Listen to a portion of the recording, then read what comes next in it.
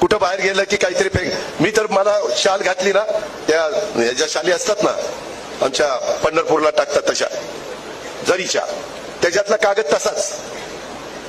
हार आणला ना, ते पिशवी असते तिथेच मी पहिली ती पिशवी उचलतो. मी आता उचलायला सुरुवात केल्यावरती लाज गाजत नाही, दादा राहू द्या, दादा राहू द्या. मग तुला मी उचलेपर्यंत कळलं नाही तर तुझी अक्कल कुठे घाण टाकली होती. नका ना आणू, शाली आणू नका, टोप्या घालू नका, मला त्याच्यामध्ये हार घालू नका, येऊन नुसता नमस्कार करा, तो मला प्रेमाचा वाटेल.